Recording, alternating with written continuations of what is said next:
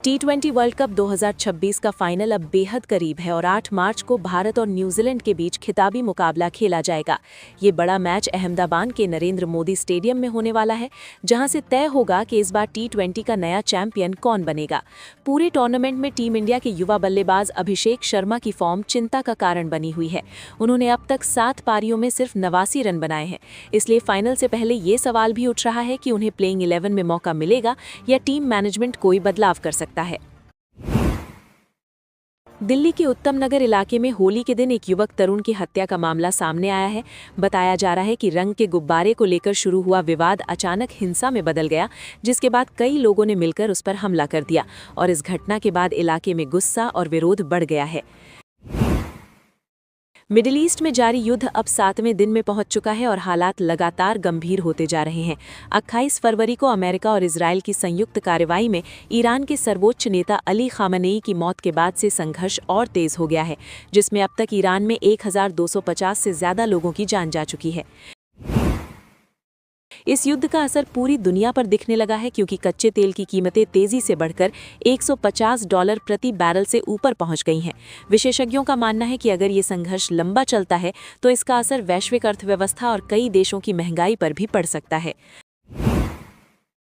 America के पूर्व राष्ट्रपति डोनाल्ड ट्रंप ने भी इस संघर्ष पर कड़ा बयान दिया है। उन्होंने साफ कहा है कि ईरान को बिना शर्त सरेंडर करना चाहिए और फिलहाल बातचीत की कोई संभावना नहीं है। भारत की राजनीति में भी इस मुद्दे की गूंज सुनाई दे रही है। AIMIM प्रमुख असदुद्दीन ओवैसी ने अमेरिका की नीतियों पर सवाल उठाते हुए कहा कि भारत किसी भी देश का गुलाम नहीं है और देश को अपनी विदेश नीति स्वतंत्र रूप से तय करनी चाहिए। समाजवादी पार्टी के नेता अखिलेश यादव ने लखनऊ में एक इफ्तार कार्यक्रम के दौरान कहा कि उनकी इच्छा थी कि नीतीश कुमार प्रधानमंत्री के पद से रिटायर हों। उनके इस बयान ने एक बार फिर विपक्षी राजनीति और संभावित गठबंधन को लेकर चर्चाएं तेज कर दी हैं। दिल्ली के पूर्व मुख्यमंत्री अरविंद केजरीवाल एक बार फिर सुर्खियों में हैं। फांसी घर विवाद को लेकर उन्हें विशेषाधिकार समिति के सामने पेश होना पड़ा, जिसके बाद उन्होंने कहा कि अगर ये मुद्दा पहले स्पष्ट हो जाता तो उन्हें ज्यादा खुशी होती। पश्चिम बंगाल की राजनीति में भी विवाद बढ़ता दिख रहा है। तृणमूल कांग्रेस के सांसद कल्याण बैनर्जी ने चुनाव आयोग के मुख्य चुनाव आयुक्त ज्ञानेश कुमार को लेकर बेहद तीखी टिप्पणी की, जिससे चुनाव से पहले राजनीतिक माहौल और गर्म हो गया है। कश्मीर में भी एक नया विवाद सामने आया है, जहां धार्मिक नेता मीरवाइज उमर फारूक ने दावा किया कि उन्हें जुमे की नमाज से पहले हाउस अरेस्ट कर लिया गया। उन्होंने सोशल मीडिया पर इसे दुर्भाग्यपूर्ण बताते हुए प्रशासन के फैसले पर सवाल उठाए। उत्तर प्रदेश के मुरादाबाद में एक दिल दहला देने वाली घटना सामने आई है, जहां एक भाई ने अपनी ही बहन की चाकू मारकर हत्या कर दी। इस हमले में उनकी मां भी घायल हो गई और आरोपी घटना के बाद से फरार बताया जा रहा है। राजस्थान के जयपुर में जुमे की नमाज के दौरान बड़ा हादसा हो गया। शास्त्री नगर इलाके की फिरदौस मस्जिद में वजूखाने के ऊपर की दीवार अचानक गिर गई, जिससे वहां मौजूद 21 नमाजी घायल हो गए और तुरंत उन्हें अस्पताल पहुंचाया गया।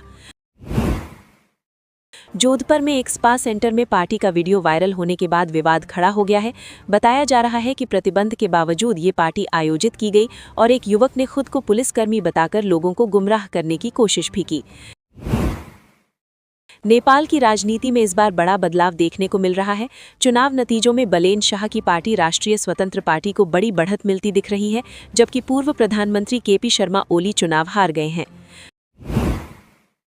भारत की अर्थव्यवस्था के लिए एक अच्छी खबर भी आई है। भारतीय रिजर्व बैंक के मुताबिक देश का विदेशी मुद्रा भंडार बढ़कर लगभग $573 अरब से ज्यादा हो गया है, जो आर्थिक स्थिरता के लिहाज से एक सकारात्मक संकेत माना जा रहा है। शेयर बाजार में हालांकि उतार चढ़ाव का दौर जारी है। ईरान इजरायल युद्ध के कारण कच्चे तेल की कीमतें बढ़ने से निवेशकों में चिंता बढ़ी और इसी वजह से सेंसेक्स और निफ्टी में भी गिरावट दर्ज की गई। गैस उपभोक्ताओं के लिए राहत की खबर ये है कि अदानी टोटल गैस ने फिलहाल CNG और PNG की कीमतें नहीं बढ़ाने का फैसला किया है। कंपनी का कहना है कि उसकी लगभग 70% गैस घरेलू स्रोतों से आती है, इसलिए कीमतों पर तुरंत दबाव नहीं पड़ा है। डिजिटल पेमेंट कंपनी फोन पे भी जल्द ही अपना बड़ा IPO लाने की तैयारी में है। बताया जा रहा है कि ये IPO लगभग 11,000 से 13,000 करोड़ रुपए के बीच हो सकता है और इससे कंपनी का वैल्यूएशन लगभग 10 से 12 अरब डॉलर तक पहुंच सकता है। बॉलीवुड में भी कई बड़ी खबरें सामने आई हैं। सुपरस्टार शाहरुख खान और उनकी पुत्री सुहाना खान ने फिल्म किंग के लिए विजयादशमी से जुड़ा एक बड़ा एक्शन सीक्वेंस करीब 8 दिनों तक शूट किया है, जिससे फिल्म को लेकर फैंस की उत्सुकता और बढ़ गई है। वहीं साउथ सुपरस्टार प्रभास की फिल्म द राजा साहब अब OTT पर हिंदी वर्जन में भी रिलीज हो चुकी है। जिन दर्शकों को इसका इंतजार था वे अब इसे घर बैठे ऑनलाइन देख सकते हैं।